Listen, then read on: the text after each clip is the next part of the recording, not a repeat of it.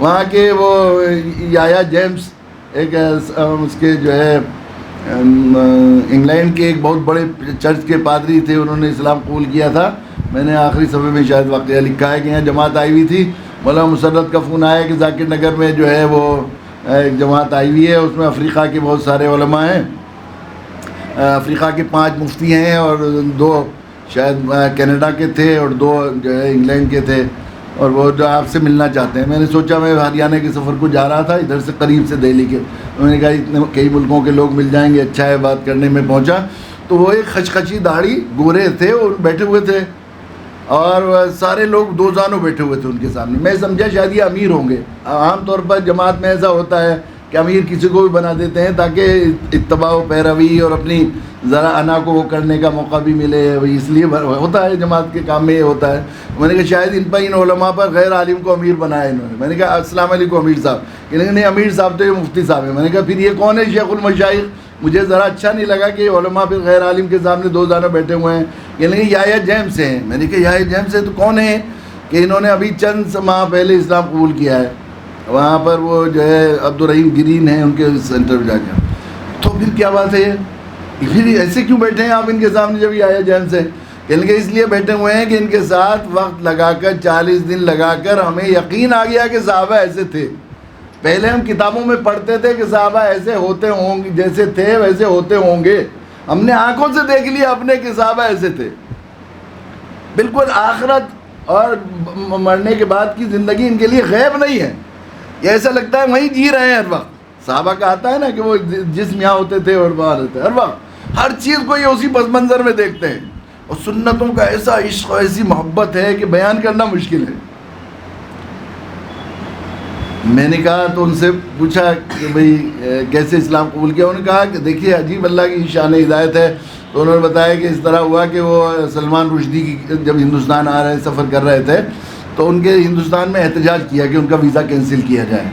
تو وہاں کے انگریزی اخباروں میں اس کے خلاف بڑے مضامین چھپے کہ مسلمان اتنے بنیاد پر تنگ نظر ہوتے ہیں. بھئی کسی نے ایک بات کہہ دی تو کہنے کا حق ہے، اور آزادی، مذہبی آزادی اور کہنے کی آزادی اور اس کی آزادی وغیرہ کی بڑی آواز لگاتے ہیں وہ لوگ، لیکن دوسروں کے لیے اپنے لیے عام طور پر نہیں ہوتا. تو اس پر بہت سے مضامین آئے.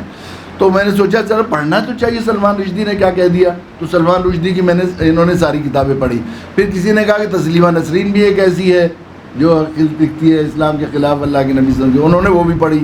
تو مغرب کے لوگوں کا مزاج یہ ہے، کسی نے کہا تھا حضرت مولانا حضرت مدنی رحمۃ اللہ علیہ فرمایا کرتے تھے ہم نے یورپ میں اسلام دیکھا، مسلمان تو نہیں دیکھے لیکن اسلام دیکھا، اور اپنے یہاں ہم نے مسلمان دیکھے لیکن اسلام کم دیکھا.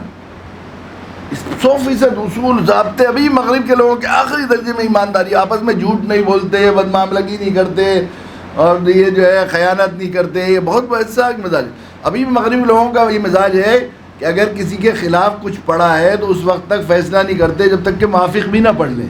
ایک طرف کی بات سن کر وہ نہیں کرتے. بجائے ہم لوگوں کے کہ ہم نے کسی کی ایک بات بری سمجھ لی، سن لی، تو اب سوچتے ہیں کہ بھائی اس کی تبلیغ ہمارے ذمہ فرض ہے، اس کو بھی سنائیں گے، اس کو بھی سنائیں گے، اس کو وائرل کرنا شروع کر دیں گے. صورت حال یہ ہوتی ہے اب تو اتنا آسان ہو گیا ہے صورت حال. حالانکہ اللہ کے نبی صلی اللہ علیہ وسلم نے کیسا اصول ہمیں بتایا، کیسا پیارا دین ہے. حضرت علی کرم اللہ وجہ سے فرمایا کہ علی تمہارے سامنے کوئی شخص کسی پر مقدمہ دائر کرے اور یہ فیصلہ یہ کہے کہ فلاں شخص نے میری آنکھ نکال لی ہے، اور نکلی ہوئی آپ آنکھ اپنے ہاتھ پر لے رہا ہو، تو ابھی تم اس کے حق میں اس وقت تک فیصلہ نہ کرو جب تک کہ دوسرے فریق کی بات نہ سن لو کہ شاید اس کی دونوں نکلی ہوئی ہوں. پہلے اس نے 2 نکال دی ہوں تو یہ ظالم یہی ہوا نا، اس کی 1 نکلی ہے. تو میں نے ان سے میں نے کہا لوگوں نے آپ کو وہ نہیں کیا کہ بڑی چرچ کے بازی کے ہاں بہت سے لوگ آئے، بس ایسا اپوز تو نہیں ہوا جیسا ہمارے یہاں ہوتا ہے، لیکن وہ بہت سی چرچ کے لوگ آئے ہمیں سمجھانے کے لیے کہ واپس آ جائیں. ایک دفعہ ایک وفد آیا، بہت بڑا وفد، اور وہ جاپان کا وفد تھا. جو ہے جاپان کے ایک بڑے پادری اس میں وہ جو ہے وہ کر رہے تھے، وہ تھے بشپ. انہوں نے کہا کہ مجھ سے باتیں کرتے ہوئے یہ کہا کہ بھئی دیکھیے آپ یہ کہتے ہیں کہ حضرت عیسیٰ علیہ السلام بھی اللہ کے رسول تھے، کہ ہاں کہ حضرت محمد صلی اللہ علیہ وسلم بھی اللہ کے رسول ہیں. بعد والے تم پہلے ہی رسول کو مانتے رہتے، بعد والے کو کیوں نہیں ماننے لگے؟ اس میں کیا ہو گیا؟ جب وہ بھی اللہ کے برحق رسول تھے تو تم انہی کو کیوں نہیں مانتے رہے؟ میں نے ان سے کہا کہ مجھے اتباع و پیروی کے لیے اور قدم سے قدم ملانے کے لیے پوری زندگی کی جو ہے وہ چاہیے تھی. تو جب میں حضرت عیسیٰ علیہ السلام کی طرف جاتا ہوں تو وہاں خود عیسائیوں کا کہنا ہے کہ آپ کے صرف 2.5 دن کے حالات محفوظ ہیں, آخری 2.5 دن کے حالات محفوظ. پطرس ایک ان کے حواری ہیں, یعنی صحابی حضرت عیسیٰ علیہ السلام کے, انہوں نے ذکر کیا ہے, وہ سب سے معتبر سمجھا جاتا ہے, اور اس میں بھی یہ کہا ہے کہ بیچ میں کہ رات کو شاید وہ فلاں جگہ چلے گئے, تو اس میں بھی ایک رات غائب ہے 2.5 دن میں بھی بیچ کی. اور خود عیسائی یہ کہتے ہیں کہ عیسیٰ علیہ السلام کی 30% تعلیمات صرف محفوظ ہیں, 70% تعلیمات ہی نہیں ہیں.